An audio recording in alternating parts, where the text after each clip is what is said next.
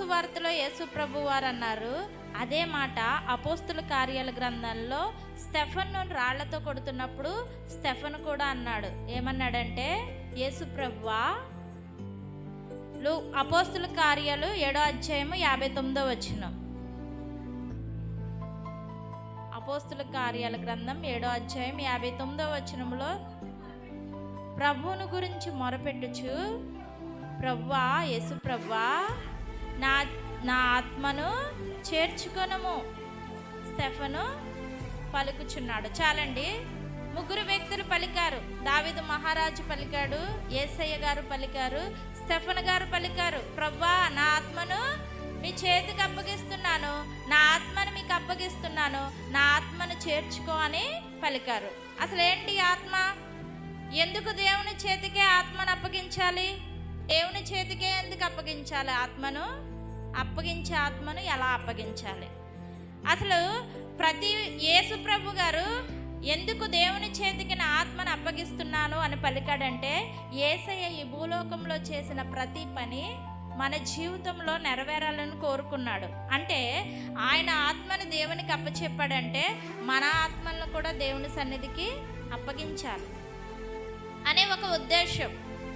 అయితే ఎందుకు దేవుని సన్నిధికి, దేవునికే ఎందుకు అప్పచెప్పాడు యేసయ్య ఆత్మను అని మనం పరిశీలన చేస్తే, సామెతల గ్రంథం 20వ అధ్యాయము 27వ వచనం చూడండి. సామెతల గ్రంథం 20వ అధ్యాయము 27వ వచనం. మీరు త్వరగా తీస్తే నేను త్వరగా చెప్పి ఇంకో 5 నిమిషాల్లో నా వాక్యాన్ని ముగిస్తాను. నరుని ఆత్మ యెహోవా పెట్టిన దీపము. ఎందుకు దేవునికే అప్పచెప్పాలి ఆత్మను అంటే, నరుని ఆత్మ యెహోవా పెట్టిన దీపము. అది ఎవరిచ్చారు? దేవుడే ఇచ్చాడు ఆత్మను మనుషులకు. అందుకని దేవుడు ఇచ్చిన ఆత్మని దేవునికే అప్పగించాలి. తర్వాత ప్రసంగి గ్రంథం 12వ అధ్యాయము 7వ వచనంలో ఒక మాట ఉంటుంది. ఏంటంటే, మన్నైనది వెనుకట వలె మన్నవును, ఆత్మ తాను దయచేసిన దేవుని యొద్దకు వెళ్ళిపోతుంది. ఈ 2 మాటలను బట్టి, వాక్యంలో ఉన్న ఈ 2 మాటలను బట్టి మనం గ్రహించవలసింది ఏంటంటే, దేవుడిచ్చిన ఆత్మ దేవుని దగ్గరికే వెళ్ళడానికి ఇష్టపడద్దు. కాబట్టి మన ఆత్మను మనం దేవునికే అప్పగించేయాలి. మనం ఈ భూలోకానికి వచ్చిన పని పూర్తయిన తర్వాత, అది మనం మరణించిన తర్వాత మన ఆత్మ దేవుని దగ్గరికి వెళ్తా లేదనేది గ్రహించుకోవాలి. మనము మన ఆత్మను దేవునికి అప్పగించాలి. తర్వాత మత్తయి సువార్త 11వ అధ్యాయం 28వ వచనం చదవండి. మత్తయి సువార్త 11వ అధ్యాయం 28వ వచనం. ఎందుకు మనం దేవునికి ఆత్మను అప్పగించాలి అనే విషయం గురించి మనం మాట్లాడుకుంటున్నాం కదా. ప్రయాసపడి భారం మోయుచున్న సమస్త జనులారా, నా యొద్దకు రండి, నేను మీకు విశ్రాంతి కలుగజేస్తాను. మన ఆత్మకు విశ్రాంతి ఎక్కడుందంటే, దేవుని సన్నిధిలో మాత్రమే మన ఆత్మకి విశ్రాంతి ఉంది. ఇంకెక్కడా మన ఆత్మకు విశ్రాంతి లేదు, నెమ్మది లేదు. అందుకే కీర్తనలు 23వ అధ్యాయంలో అంటాడు కదా, ఆయన నా ప్రాణమునకు సేద తీర్చుచున్నాడు. మన ప్రాణమునకు సేద ఎక్కడుంటుంది? మన ఆత్మకు విశ్రాంతి ఎక్కడుంటుంది? అది దేవుని దగ్గరే ఉంది. అందుకే మన ఆత్మల్ని దేవునికే అప్పగించాలి. తర్వాత కీర్తనల గ్రంథం 16వ అధ్యాయం 10వ వచనం చూడండి.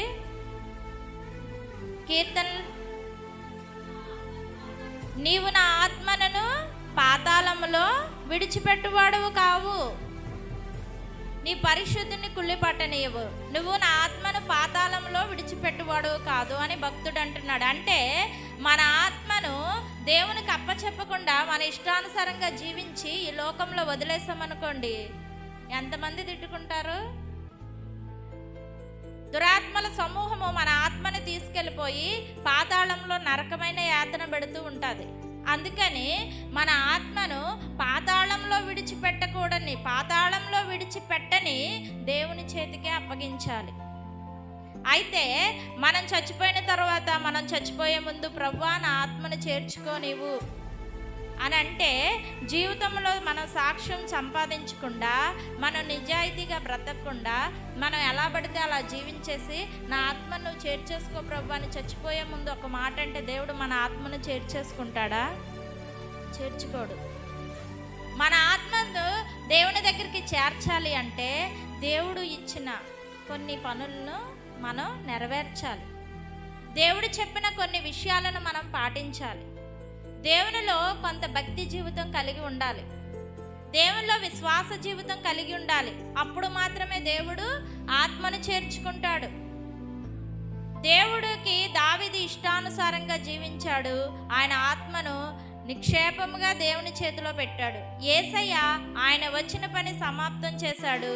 ఆయన ఆత్మను ఏమీ సందేహం లేకుండా తండ్రి చేతిలో పెట్టాడు. స్టెఫను వచ్చాడు, సువార్తను ప్రకటించాడు, దేవునికి ఇష్టానుసారుడిగా జీవించాడు. హతసాక్షి అయిపోతూ ఆయన ఆత్మను దేవునికి అప్పచెప్పాడు.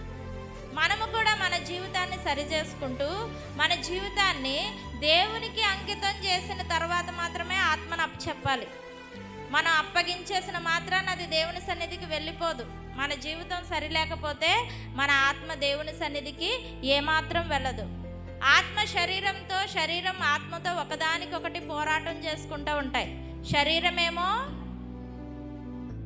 పర్వాలేదు, చేయడం వల్ల ఏంటి నీకు నష్టం, ఒక్కసారే కదా, ఎవరు చూసారు అని శరీరం మనం బలవంతం చేస్తుంది. ఆత్మ అయితే తప్పు, దేవునికి విరోధంగా నువ్వు నడవద్దు అంటది. ఎందుకంటే ఆత్మకు ఆశ దేవుని దగ్గరికి వెళ్ళాలని. ఈ శరీరంతో ఇష్టం లేని కార్యాలే మనుషులు చేస్తుంటే నన్ను దేవుడు చేర్చుకోడేమో. వీళ్ళు చచ్చిపోయినప్పుడు నేను దేవుని దగ్గరికి వెళ్ళినప్పుడు నువ్వు ఇక్కడ పనిచేయు, నువ్వు శరీరంలో ఉన్నప్పుడు వారు మంచిగా ప్రవర్తించలేరు అని ఆత్మతో చెప్తాడేమోనని ఆత్మ భయం. అందుకే ఆత్మ నువ్వు ఇలా నడవద్దు, ఇలా చేయొద్దు, ఈ కార్యాలు చేయొద్దు, నువ్వు దేవుని కొరకు నీతిగా జీవించు అని ఎప్పటికప్పుడే మనల్ని ప్రేరేపిస్తూ ఉంటుంది. శరీరమేమో పర్వాలేదు అని చెప్తూ ఉంటుంది, ఆత్మ అయితే చెడుని విడిచిపెట్టు అని చెప్తూ ఉంటుంది. ఎందుకంటే ఆత్మని దేవుడు పంపించాడు కాబట్టి ఆ దేవుని దగ్గరికి వెళ్ళిపోవాలనేదే ఆ ఆత్మ యొక్క ఘోష, లేకపోతే ఆశ. అందుకని చెప్పేసి ఆత్మ ఎప్పుడు దేవునితో ఉండడానికి ఇష్టపడద్దు కాబట్టి దేవుని చిత్తానుసారంగా జీవించడానికి ఆత్మ ఇష్టపడద్దు. అయితే మనం ప్రకటన గ్రంథంలో చూస్తే ఒక మాట ఉంది, చెవిగలవాడు ఆత్మ చెప్పు మాటలు వినుగాక. ఎవడు వింటాడయ్యా ఈ ఆత్మ చెప్పే మాట అంటే చెవిగలవాడు మాత్రమే వింటాడు. ఎవడు చెవిగలవాడు అని ఎవరు అంటారు? వినే ప్రతివాడిని చెవిగలవాడు అండు. ఏమంటారు? వీడికి బుద్ధి లేదురా, వీడికి జ్ఞానం లేదు, ఏం చెప్పినా వినడు అంటారు. అంటే ఏమి చెప్పినా వినని వాడిని బుద్ధి లేనివాడు, జ్ఞానం లేనివాడు అంటాడు. వినని వాడిని అంటే నువ్వు దేవుని ఆత్మ చెప్పే మాట వినాలి అంటే నీకు బుద్ధి జ్ఞానం అనేది ఉండాలి, బుద్ధి కలిగి ఉండాలి. అలా బుద్ధి కలిగి ఉన్నప్పుడు మాత్రమే నువ్వు ఆత్మ చెప్పే మాటలు వింటావు. అదే ప్రకటన గ్రంథంలో భక్తుడు అంటున్నాడు, చెవిగలవాడు ఆత్మ చెప్పుచున్న మాటలు విందురుగాక. మనం బుద్ధి జ్ఞానము కలిగిన వారిగా ఉండాలి. అయితే శరీరాశలు నెరవేర్చుకునేవారు శరీర కార్యాలు చేస్తారు, కానీ ఆత్మానుసారులు ఆత్మ చెప్పే సంగతులను, ఆత్మీయ విషయాల మీదే మనసు పెడతారని రోమపత్రికలో రాసుంది. మనం శరీరానుసారులుగా ప్రవర్తిస్తే నరకానికి వెళ్ళిపోతాం, ఆత్మానుసారంగా మనం ప్రవర్తిస్తే నిత్య జీవానికి వెళ్తాం. మనం శరీరానుసారులమై మరణానికి వెళ్ళకూడదు, ఆత్మానుసారులమై నిత్య జీవానికి అంటే నిత్య రాజ్యంలోనికి వెళ్ళాలి. అంటే ఆత్మ చెప్పే మాటను నీవు వినాలి. ఎందుకంటే ఆత్మ ఎప్పుడు తండ్రి దగ్గరికి వెళ్ళడానికి ఇష్టపడద్దు కాబట్టి. అయితే నేను 2 విషయాలు చెప్పి ముగిస్తాను. దేవుడిచ్చిన ఆత్మను ఎందుకు దేవుని యొద్దకు పంపాలో నేను మీకు చెప్పాను. ఎందుకంటే ఆయన దగ్గర నుంచి వచ్చింది కాబట్టి ఆయన దగ్గరికి వెళ్ళడానికి ఇష్టపడది. ఆయన దగ్గర నెమ్మది ఉంది, విశ్రాంతి ఉంది కాబట్టి ఆయన దగ్గరే ఈ ఆత్మ ఉంటుంది. ఈ ఆత్మ దేవుడు ఆత్మను పాతాళంలో విడిచిపెట్టాడు కాబట్టి ఆత్మ దేవుని దగ్గరికి వెళ్ళడానికి ఇష్టపడద్ది. అయితే ఈ ఆత్మను ఎలా పడితే అలా పంపించేస్తే దేవుని దగ్గరికి వెళ్ళదన్నాను. ఎలా పంపించాలి ఆత్మనంటే 2 తిమోతి 2వ అధ్యాయం 7వ వచనం చదవండి. 2 తిమోతి 2వ అధ్యాయం 7వ వచనం.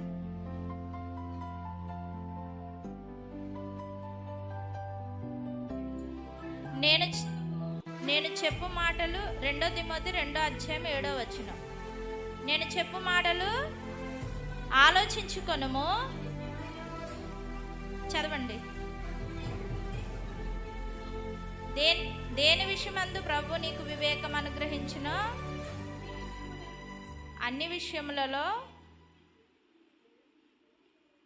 చదవండి చదవండి.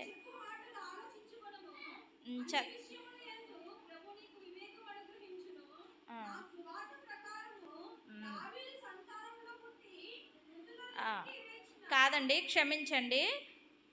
2 తిమోతి రాసుకున్న పత్రిక 1వ అధ్యాయం 7వ వచనం చదవండి. దేవుడు మనకు శక్తియు ప్రేమయు ఇంద్రియ నిగ్రహము గల ఆత్మనే ఇచ్చెను గాని పిరుగుతనము గల ఆత్మను ఇయ్యలేదు. దేవుడు మనకి ఎలాంటి ఆత్మని ఇచ్చాడంట? ప్రేమ, శక్తి, ఇంద్రియ నిగ్రహము గల ఆత్మని ఇచ్చాడంట. అక్కడ ఇంద్రియ నిగ్రహము గల ఆత్మని పైన పుట్నోట్లో 3 ఉంది కదండి, కింద చూస్తే స్వస్థ బుద్ధి గల ఆత్మ. దేవుడు మనకి ఎలాంటి ఆత్మని ఇచ్చాడు? మంచి బుద్ధి కలిగిన ఆత్మని ఇచ్చాడు. మనం దేవునికి ఎలాంటి ఆత్మని ఇవ్వాలి? ఆయన చేతికి మంచి బుద్ధి కలిగే ఇవ్వాలి. మన ఇష్టానుసారంగా చెడ్డ బుద్ధిని మన ఆత్మ నిండా నింపేసుకుని ప్రభువా నా ఆత్మని చేర్చుకో అంటే దేవుడు చేర్చుకోడు. నీకు దేవుడు మంచి బుద్ధి కలిగిన ఆత్మనిచ్చాడు, నీవు దేవునికి మంచి బుద్ధి కలిగిన ఆత్మనే మరలా ఆయన చేతికి అప్పగించాలి. తర్వాత 2 తిమోతి రాసిన అదే పత్రిక 1వ అధ్యాయము 14వ వచనం చదవండి. నీకు అప్పగింపబడిన మంచి పదార్థమును మనలో నివసించు పరిశుద్ధాత్మ వలన కాపాడము. దేవుడు మనకు అప్పగించిన మంచి పదార్థము పైనుంచి మనం చదువుకుంటే చెప్పారు కదా, దేవుడు మనకి ఇంద్రియ నిగ్రహము కలిగిన ఆత్మని ఇచ్చాడని. ఆ మంచి పదార్థమును మనం ఏం చేయాలంటే పరిశుద్ధాత్మ వలన కాపాడుకోవాలి. దేవుడు నాకు ఇచ్చాడండి, నాకు స్వస్థ మంచి ఆత్మనిచ్చాడు, నేను ఈ ఆత్మను ఎలా కాపాడుకోవాలి అంటే పరిశుద్ధాత్మ వలన నువ్వు ఆ ఆత్మను కాపాడుకోవాలి.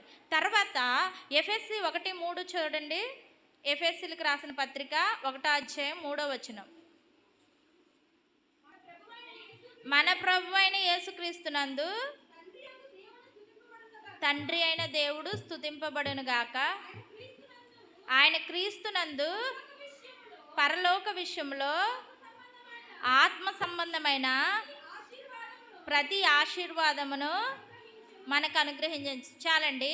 క్రీస్తునందుంటే పరలోక సంబంధమైన ప్రతి ఆశీర్వాదమును పొందుకుంటూ ఉంటే అట్టి ఆత్మను మనం దేవునికి అప్పగించాలి. అంటే మనం క్రీస్తునందు ఉండాలి, పరలోక సంబంధమైన ప్రతి ఆశీర్వాదాలను సొంతం చేసుకుని దేవునికి ఆ ఆశీర్వాదంతో కూడిన ఆత్మను అప్పగించాలి. తర్వాత 1 సమూయేలు 1వ అధ్యాయం 15వ వచనంలో చూస్తే అక్కడ హన్నా ఏం చేసిందంటే తన ఆత్మను దేవుని సన్నిధిలో కుమ్మరించింది.